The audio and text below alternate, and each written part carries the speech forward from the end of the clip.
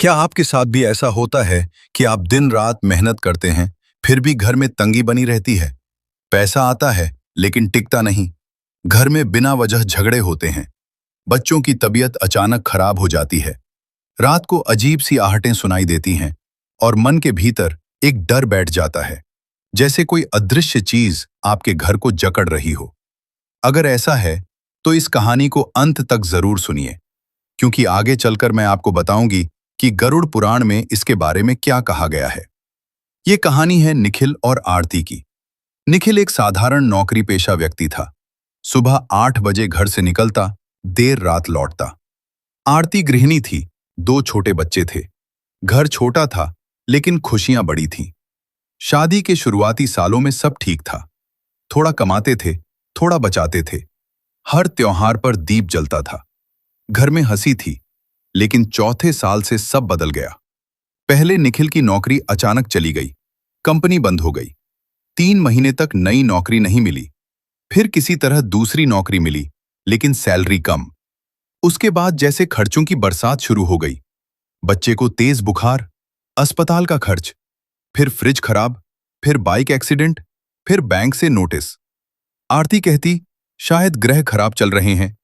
निखिल कहता, नहीं, ऐसा लग रहा है जैसे कोई हमें ऊपर उठने ही नहीं दे रहा। धीरे धीरे घर का माहौल भी बदल गया। बिना वजह चिड़चिड़ापन, छोटी बात पर गुस्सा, रात को बेचैनी। आरती को कई बार लगता जैसे रसोई में कोई खड़ा है। एक रात उसे साफ सुनाई दिया, बर्तनों की खनखनाहट। वह दौड़ी। रसोई में सब ठीक था, लेकिन गैस के पास रखा दूध का भगोना नीचे गिरा हुआ था। खिड़की बंद, दरवाजा बंद। फिर कैसे गिरा? उस रात पहली बार आरती को डर लगा। कुछ दिनों बाद निखिल को सपने आने लगे। हर रात एक ही सपना।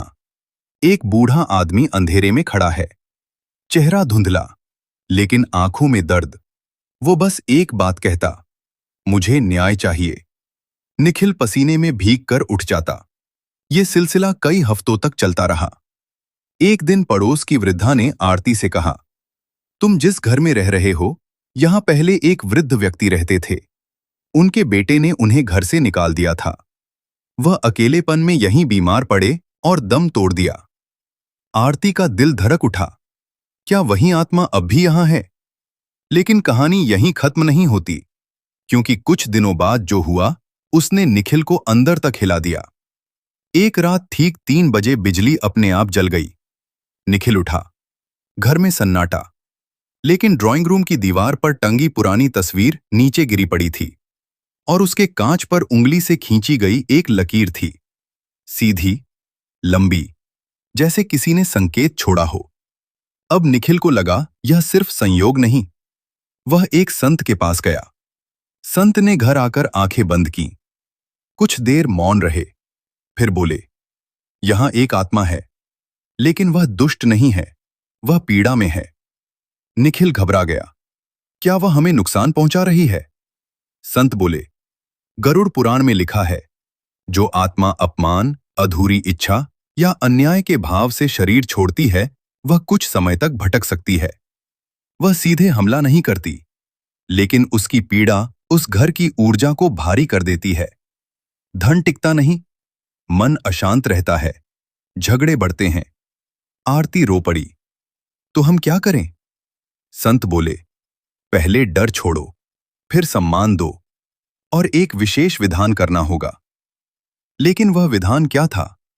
और क्या सच में आत्मा शांति चाहती थी, या कुछ और? और क्या गरुड़ पुराण में इससे भी भयानक चेतावनी लिखी है? यह आपको आगे पता चलेगा। संत की बात सुनकर निखिल और आरती के भीतर डर और जिज्ञासा दोनों पैदा हो गए थे। अगर यह आत्मा दुष्ट नहीं थी, तो फिर घर में इतना भारीपन क्यों था? पैसा क्यों नहीं टिक रहा था? हर शुभ काम से पहले बाधा क्यों आ जाती थी? संत ने गंभीर स्वर में कहा, तुम्हें उस आत्मा से डरने की नहीं, समझने की जरूरत है। गरुड़ पुराण में स्पष्ट लिखा है, जो व्यक्ति अन्याय और अपमान के भाव से शरीर छोड़ता है, उसकी सूक्ष्म देह कुछ समय तक उसी स्थान से बंधी रह सकती है जहां उसे सबसे अधिक पीड़ा मिली हो। निखिल ने घबराकर पूछा, क्या वह आत्मा हमसे कुछ चाहती है? संत बोले, हाँ, उसे सम्मान चाहिए और न्याय। उस रात संत ने घर में एक विशेष दीप जलवाया। उन्होंने कहा, आज आधी रात को तुम दोनों इस आत्मा से बात करोगे। डरना मत। जो भी अनुभव हो, शांत रहना। रात के ठीक 12 बजे पूरा घर असामान्य रूप से ठंडा हो गया। हवा नहीं थी, फिर भी पर्दे हिल रहे थे। दीपक की लौ एकदम सीधी खड़ी थी। निखिल और आरती हाथ जोड़कर बैठे थे।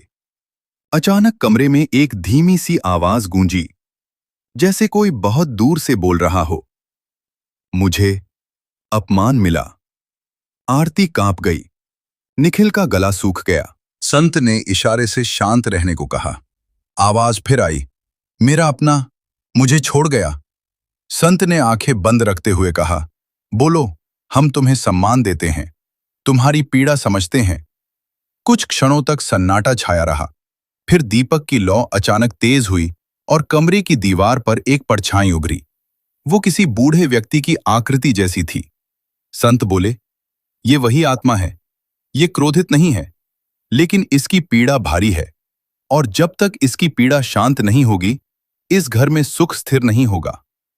निखिल की आंखों से आंसू निकल आए।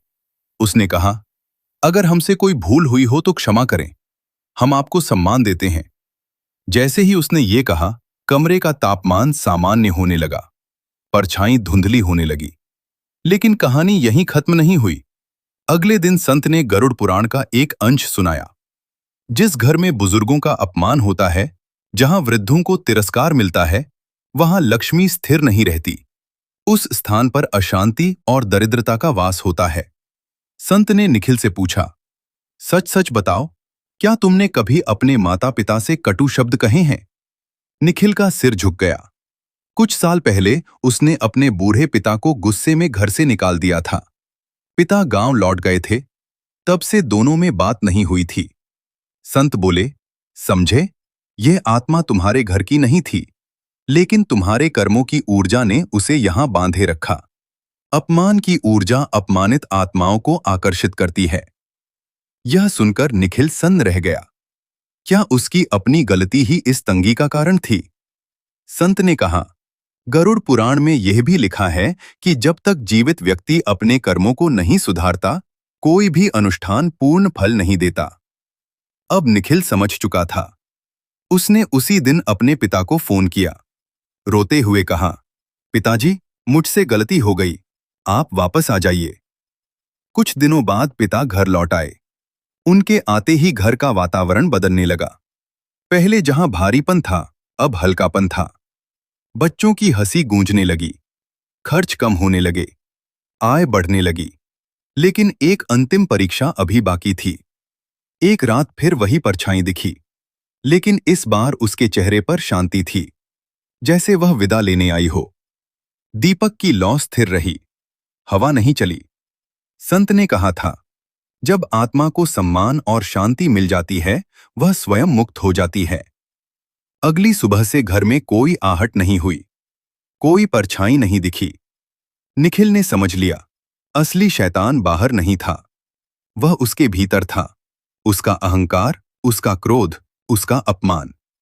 गरुड़ पुराण केवल नरक और यमराज की कथा नहीं है, वह जीवित लोगों को भी चेतावनी देता है। जिस घर में सम्मान नहीं, वहां समृद्धि नहीं। जिस मन में करुणा नहीं, वहां शांति नहीं। और शायद यही इस कहानी का सबसे बड़ा रहस्य है। अगर आपके घर में भी बिना कारण तंगी और अशांति है, तो पहले अपने कर्मों को देखिए, अपने शब्दों को देखिए, अपने व्यवहार को देखिए, क्योंकि कभी कभी अदृश्य आत्मा नहीं, हमारे अपने कर्म ही हमारी खुशियों को बांध देते हैं। उस रात जब वह परछाई अंतिम बार दिखाई दी थी, निखिल को लगा सब खत्म हो गया। लेकिन असली रहस्य अभी बाकी था। कुछ दिनों बाद निखिल को एक अजीब सपना आया। वह खुद को एक विशाल अंधकारमय मार्ग पर चलता हुआ देख रहा था। चारों ओर धुंध थी। दूर से शंख और डमरू जैसी ध्वनि सुनाई दे रही थी। अचानक दो तेजस्वी आकृतियां उसके सामने प्रकट हुईं। वे यमदूत थे, लेकिन वैसी डरावनी छवि नहीं जैसी कथाओं में सुनते हैं। उनके चेहरे गंभीर थे, आंखों में कठोरता थी, पर क्रूरता नहीं। एक ने कहा, डरो मत, तुम्हें अभी ले जाने नहीं आए हैं, तुम्हें दिखाने आए हैं कर्म का न्याय। क्षण भर में दृश्य बदल गया। निखिल ने खुद को एक विराट सभा में खड़ा पाया। सामने सिंहासन पर यमराज विराजमान थे। गहरी, शांत, न्यायपूर्ण दृष्टि। पास ही चित्रगुप्त विशाल ग्रंथ खोले बैठे थे। वातावरण गंभीर था, पर भय से अधिक व्यवस्था थी। यमराज ने कहा, निखिल, तुम्हें यह समझने लाया गया है कि आत्माएं क्यों भटकती हैं और जीवितों के कर्म उन्हें कैसे बांधते हैं। चित्रगुप्त ने एक पृष्ठ पलटा। उसमें वही बूढ़ा व्यक्ति दिखाई दिया जिसकी आत्मा उनके घर में थी। चित्रगुप्त बोले, यह आत्मा अपने जीवन में अन्याय की शिकार थी। अपमान और तिरस्कार के साथ शरीर त्यागा। गरुड़ पुराण के अनुसार ऐसी आत्मा तब तक मुक्त नहीं होती जब तक उसके प्रति सम्मान की ऊर्जा उत्पन्न न हो। निखिल कांप गया। यमराज बोले, लेकिन ध्यान से देखो। दृश्य बदल गया। अब चित्र में निखिल स्वयं था, अपने पिता पर चिल्लाते हुए, उन्हें घर से जाने को कहते हुए। यमराज का स्वर गूंजा, तुम्हारे कर्मों की ऊर्जा ने उस पीड़ित आत्मा को तुम्हारे घर से बांध दिया। आत्माएं अकारण नहीं आती, वे आकर बंधन या मुक्ति बनते हैं। अचानक निखिल की आंख खुल गई। वो अपने बिस्तर पर था। सुबह की रोशनी कमरे में आ रही थी, लेकिन उसके भीतर कुछ बदल चुका था। अब उसे समझ आ चुका था, तंगी का कारण हमेशा ग्रह या आत्मा नहीं होती। कभी कभी हमारे अपने कर्म ही अदृश्य बंधन बन जाते हैं। उस दिन से निखिल ने ठान लिया, वो कभी किसी बुजुर्ग का अपमान नहीं करेगा, घर में कटु शब्द नहीं बोलेगा। धीरे धीरे समृद्धि स्थिर हुई, शांति बनी रही, और उस घर में फिर कभी कोई परछाई नहीं दिखी। निखिल को लगा सब समाप्त हो चुका है। घर में शांति थी, पिता वापस आ चुके थे, व्यापार सुधर रहा था। पर नियति का लेखा केवल एक घटना से पूरा नहीं होता। मुक्त हुई वो आत्मा प्रकाश में विलीन तो हो गई थी, पर जाते जाते वो अपने साथ एक कंपन छोड़ गई थी, एक ऊर्जा, एक संकेत। 3 रात बाद घर के मंदिर में रखा दीपक अचानक आधी रात को स्वयं जल उठा। निखिल की मां ने सबसे पहले देखा। किसने जलाया? कोई उत्तर नहीं। अगली रात पिता के कमरे में रखी पुरानी घड़ी, जो वर्षों से बंद थी, अचानक टिक टिक करने लगी। तीसरी रात निखिल को फिर वही स्वप्न आया। इस बार अंधकारमय मार्ग नहीं था, वो एक नदी किनारे खड़ा था। नदी शांत थी, पर जल गहरा और असीम। पीछे से स्वर आया, तुमने एक आत्मा को मुक्त किया है, पर क्या तुम जानते हो तुम स्वयं किस बंधन में हो? निखिल मुड़ा। सामने वही तेजस्वी यमदूत खड़े थे। मैंने क्या किया है? उसकी आवाज कांप रही थी। यमदूत ने कहा, जिस आत्मा को तुमने मुक्त किया वो केवल परिणाम थी, कारण अभी बाकी है। क्षण भर में दृश्य बदला। अब वो चित्रगुप्त के सामने खड़ा था। चित्रगुप्त ने एक नया पृष्ठ खोला। इस बार उसमें निखिल का वर्तमान नहीं, पिछला जन्म दिखाई दिया। वो एक जमींदार था, धनवान, प्रभावशाली, पर कठोर। उसके घर में एक वृद्ध सेवक था, वफादार पर निर्धन। एक दिन चोरी का झूठा आरोप लगा। जमींदार ने बिना जांच के उसे घर से निकाल दिया। वृद्ध ने विनती की, पर अपमानित होकर वो गांव छोड़ गया। कुछ दिनों बाद उसकी मृत्यु हो गई। चित्रगुप्त बोले, वो वृद्ध वही आत्मा थी। निखिल स्तब्ध रह गया। तो वो बदला लेने आई थी? यमराज का स्वर गूंजा, नहीं, कर्म प्रतिशोध नहीं लेता, वो संतुलन स्थापित करता है। तुमने पिछले जन्म में जो तिरस्कार बोया था, इस जन्म में तुम्हें उसी भाव का अनुभव कराना आवश्यक था। निखिल के घुटने कांप गए। क्या मेरा ऋण समाप्त हो गया? चित्रगुप्त ने उत्तर दिया, आधा। तुमने इस जन्म में अपने पिता का अपमान किया। वो ऊर्जा उसी पुराने ऋण को सक्रिय कर गई, इसलिए वो आत्मा तुम्हारे घर आई। लेकिन तुमने सुधार किया, इसलिए संतुलन बना। पर चित्रगुप्त ने पृष्ठ पलटा। अब उसमें एक बालक दिखाई दिया, किसी अन्य नगर में। ये कौन है? निखिल ने पूछा। यमराज बोले, जिस वृद्ध को तुमने पिछले जन्म में अपमानित किया, उसका एक पुत्र था। निखिल का हृदय धड़कने लगा। वो पुत्र इस जन्म में पुनर्जन्म ले चुका है और उसके जीवन की कठिनाइयों का सूक्ष्म कारण तुम हो। तुम्हारा कर्म केवल एक आत्मा से नहीं जुड़ा था, वो एक परिवार से जुड़ा था। अचानक दृश्य बदल गया। निखिल ने देखा, एक छोटे नगर में एक युवक संघर्ष कर रहा है।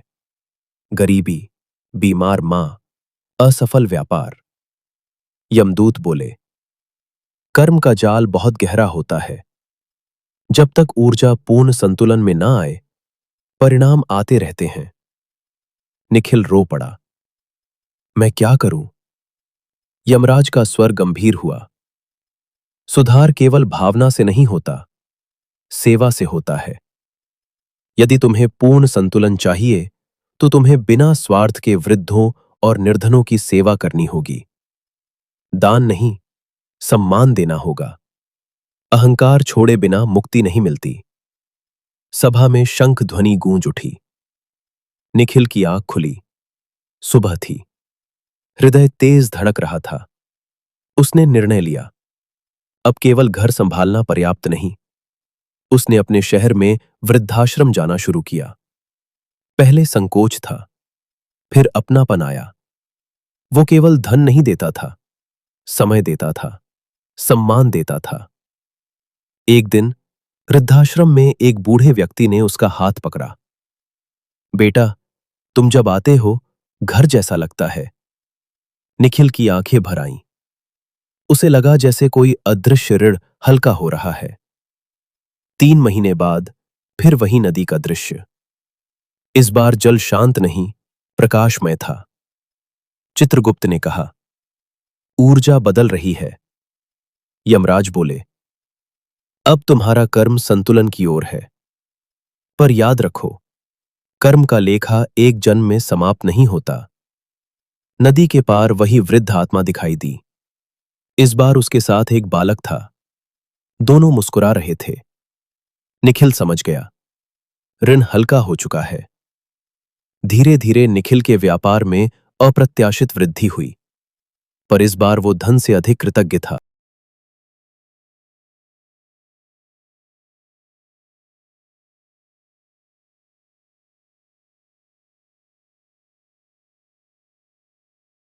आपको ये वीडियो कैसी लगी हमें कमेंट करके ज़रूर बताएं और कमेंट में लिखिए ओम शांति। मिलते हैं अगले फिर किसी रहस्य में, तब तक के लिए धन्यवाद।